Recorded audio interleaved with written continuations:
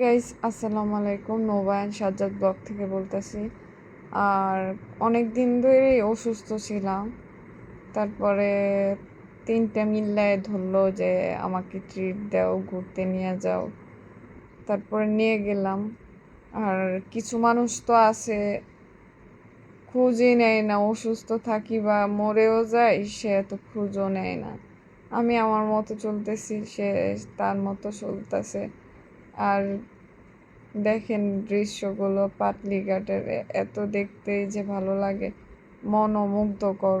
এমন জিনিসগুলা মাঝে মাঝে মন খারাপ থাকলে বা শরীর খারাপ থাকলে ঘুরলে খুবই ভালো লাগে। আর এই যে আমরা ভাই বোন মিলে তিনজন এক জায়গায় এক অটোতে বসছি, আরেকটা দেখবেন একটু পরে আরেক বান্দরটা কি করে না না করে সেটাই দেখবেন। আর বাহিরের দৃশ্যটাও আমি তুলে নিলাম।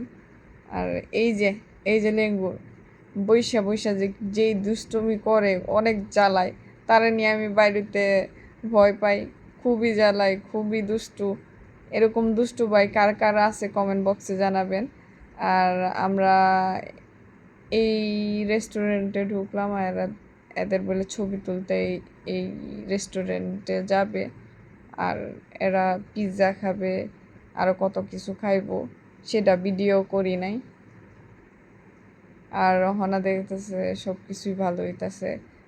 আর এই যে তাদের ভিডিও করতেছি যে এই জন্য সে আসবে না, এই জন্য এই দুষ্টমি ফাদরামি করা শুরু করছে দুই ভাই বোন মিল্লা। আর এই যে আমি খুচাখুচি করা